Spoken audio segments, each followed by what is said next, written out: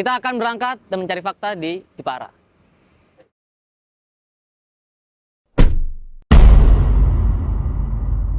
Welcome to my paradise. Baik teman-teman, saat ini kita sedang berada di bis. Nah, di bis ini kita bisa menikmati musik dengan bercanda dan kita semua di sini adalah keluarga dalam perjalanan. Itu, Ki. Come and take a look out through my eyes, and you decide what people like this way.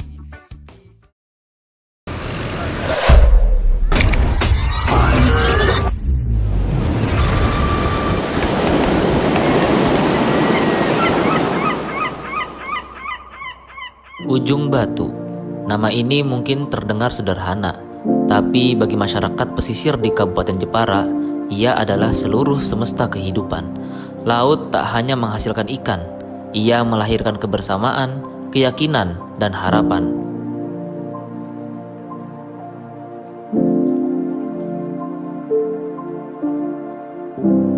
Di Ujung Batu, nelayan bukan hanya profesi, ia adalah struktur sosial. Seperti yang dijelaskan oleh Bapak Suwarno, Ketua RW 4, nelayan terbagi dalam kelompok atau paguyuban seperti Arum Jaya.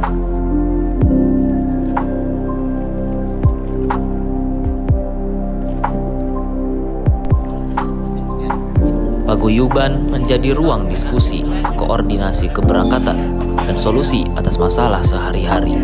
Tak ada koperasi aktif, tak ada asuransi resmi, namun ada gotong royong, ada rasa saling percaya. Desa Ujung Batu tidak eksklusif. Banyak pendatang dari Papua, Madura, hingga Maluku pernah bekerja sebagai nelayan atau tenaga lepas di TPI. Menurut narasumber, hal ini membuka interaksi lintas budaya, namun juga menimbulkan tantangan dalam adaptasi sosial dan sistem kerja.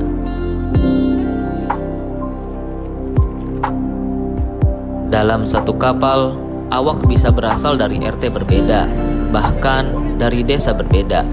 Kepercayaan dibangun dari pengalaman, bukan perjanjian hukum.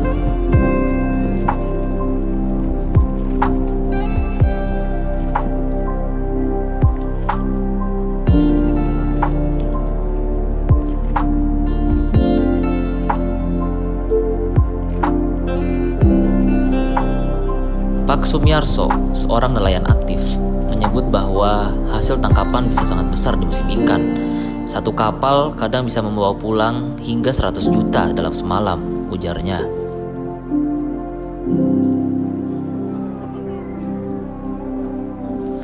Tapi tak semua hari seberuntung itu. Saat musim hujan datang, sebagian nelayan harus menepi. Mereka kembali menjadi buruh bangunan, tukang kayu, atau pedagang musiman. Di sini kita melihat filosofi hidup nelayan, tak pernah menyerah, hanya menyesuaikan arah.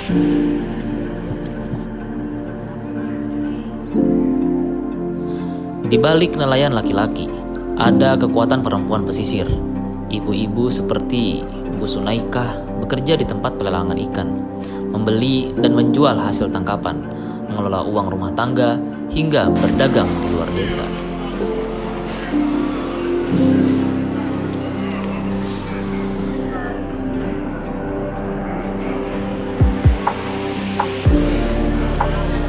Meski pendapatan tidak menentu, mereka tetap gigih.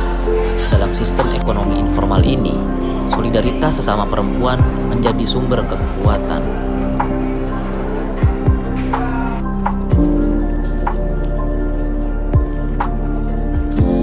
Teknologi telah masuk desa, tapi belum merata. Informasi cuaca bisa diakses melalui HP atau televisi. Namun, sebagian besar kapal masih menggunakan kayu jati dan mesin bekas. Jaring dibuat manual, GPS dan sonar masih langka. Untuk melaut, naluri dan tradisi membaca angin tetap lebih utama. Pak Mislani yang menjadi nelayan sejak usia 15 tahun mengatakan belum pernah bekerja selain melaut. Ia menyebut bahwa saat badai datang, bukan mesin yang menyelamatkan, tapi doa dan pengalaman. 13 tahun sampai sekarang. Nelayan tuh. Namun, laut tak selalu bersahabat seperti dulu. Para nelayan menyebut bahwa ekosistem rusak akibat alat tangkap modern seperti arat dan kapal besar dari luar daerah.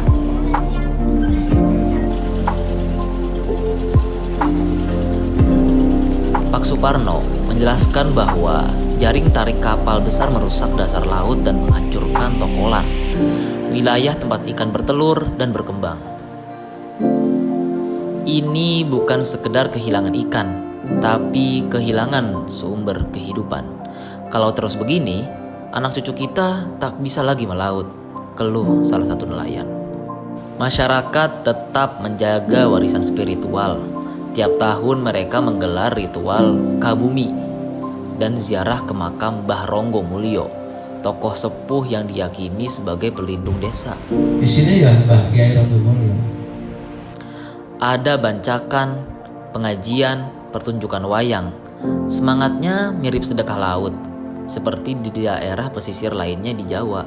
Ini bukan hanya ritual, ia menjadi medium edukasi, spiritualitas, sekaligus upaya menjaga hubungan manusia dengan alam.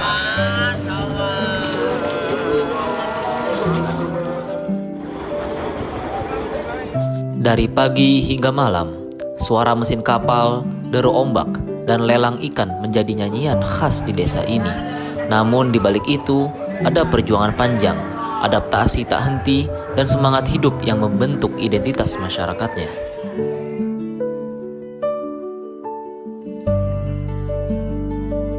Nelayan di Ujung Batu menghadapi banyak tantangan.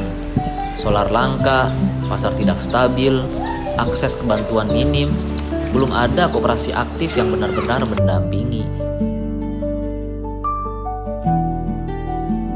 Program dari pemerintah seperti bantuan sosial dan pelatihan seringkali tidak menyentuh inti masalah.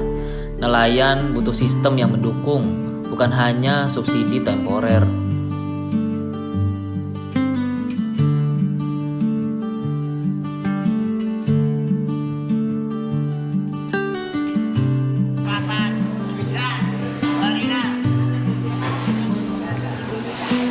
Desa ini mungkin kecil, tapi menyimpan pelajaran besar tentang ketahanan, solidaritas, dan kemampuan beradaptasi.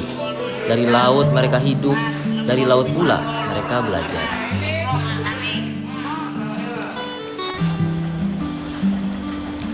Jika kebijakan lebih merata dan generasi muda diberi ruang untuk terlibat, maka Ujung Batu bukan hanya akan bertahan, tapi tumbuh dan menginspirasi desa pesisir lainnya.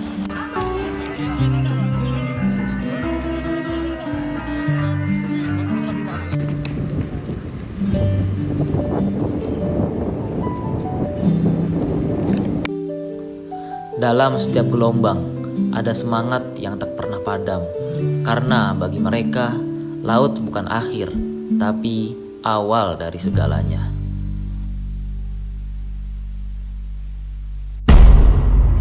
Di dalam masyarakat Ujung Batu sebagai satu tipologi masyarakat Jawa yang murni, mungkin sistemnya adalah gotong royong. Gotong royong yang tidak memperhitungkan mengenai ganti rugi.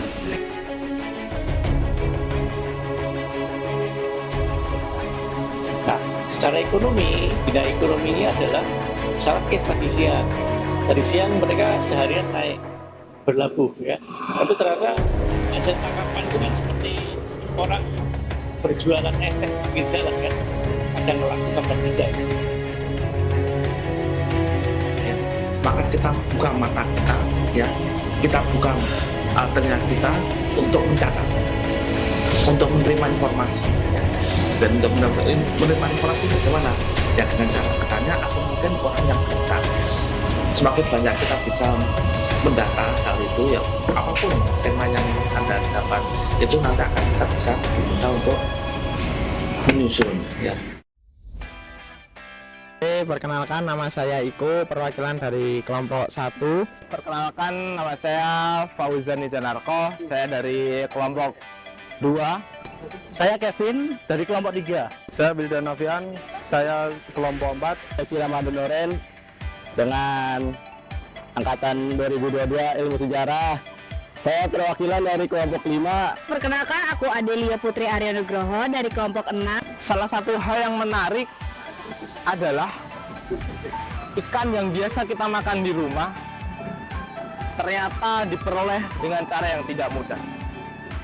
Mulai dari keringat para nelayan, badai di laut, sampai ulah para tengkulak yang memainkan harga ikan di pasaran. Yang menarik dari kelompok kami adalah mengenai bagaimana budaya masyarakat pesisir dan mata pencaharian dari masyarakat itu sangat berperan penting terhadap kehidupan. Banyak sih tentang informasi tentang perekonomian di desa pesisir ini, dari penjualan ikan, terus cara pelelangannya bagaimana, dan ternyata jaring-jaring dari maksudnya jaring-jaring ikan itu ternyata banyak macamnya gitu, dan setiap nelayan itu pasti selalu membawa 3 atau 4. Kesan pertama saya adalah mendapatkan pengalaman baru, kemudian saya bisa melihat bagaimana masyarakat pesisir ini dalam bermasyarakat itu sangat luar biasa. Luar biasanya itu dalam artian mereka itu sangat menjunjung tinggi rasa persaudaraannya itu. Kesan yang mendalam mungkin seperti menjadi nelayan itu sangat sulit. Mungkin mereka harus bangun pagi subuh-subuh dan pulang siang hari, dan di siang hari pun mereka langsung ke dermaga untuk menjual ikannya bersama istri mereka, sehingga mungkin itu hal yang kesan mendalam karena di kehidupan keluarga mereka jadi berkurang karena aktivitasnya untuk nelayan dan bekerja dan mencari uang, seperti itu. Kesan yang paling mendalam tentu saja banyak warga desa sini namanya merasa bahagia dan gembira karena mendapatkan wawancara yang tentunya berguna untuk menyampaikan aspirasi ke depan, begitu. Saat ini saya sedang berada di suatu dermaga di TPI di Ujung Batu. Nah, dermaga ini akan digunakan untuk kapal bersandar untuk menurunkan ikan. Nah, kita nanti bisa melihat bagaimana prosesi penurunan ikan dari kapal yang ditangkap dari laut. Nanti kita bisa melihat di sini ada kapal yang bersandar.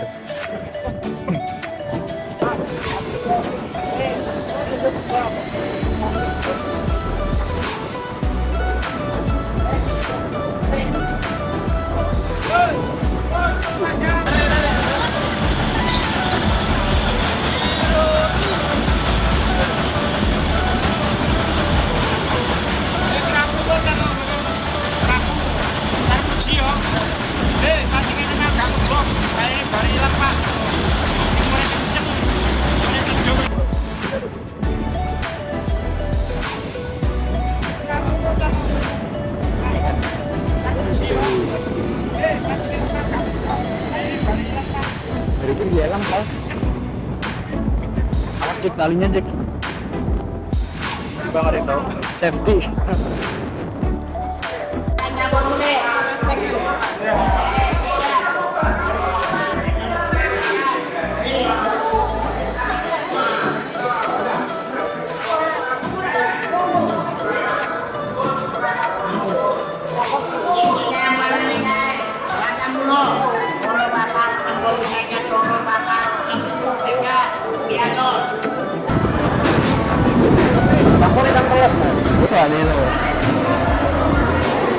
Ini bukanya jam berapa TP ini? Subuh sampai jam sore. 12 yang kayaknya mas. Oh iya. 12 malam loh ya. Kalau jam 2 mas dari Kayak yang berbulan-bulan gitu ya? Ya, kalau yang berbulan-bulan dijual oleh ada. Beda. Pati. Kayak kemarin juga di Pati. Yang di kapal besarnya kah yang TPI? Oke, Mas Agus, dari mana tadi? Saya dari pasar ikan, dari tempat pelelangan ikan itu. Dapat apa saja ini? Alhamdulillah ini mendapat ikan asin untuk oleh-oleh ibu. Ya, coba di review, Mas Agus, ikan asinnya apa saja itu? Nggak tahu ini ikan apa, pokoknya murah di sana sini buang. Oh iya, apalagi tuh? Apalagi? Sekitar sedikit. Oke, berapa itu berapa? Gonggong kucing saya ini. Berapa itu harganya itu? 10.000. Coba tunjukkan lagi ke atas. Wah. Oke, kata-kata untuk Jepara mana Gus? Para penduduk ya. Indah orang-orangnya. Belajarlah yang semangat.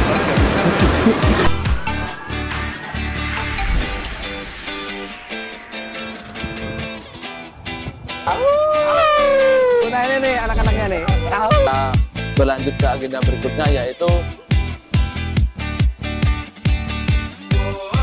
kuliah nih. Ini mau nurin ikan.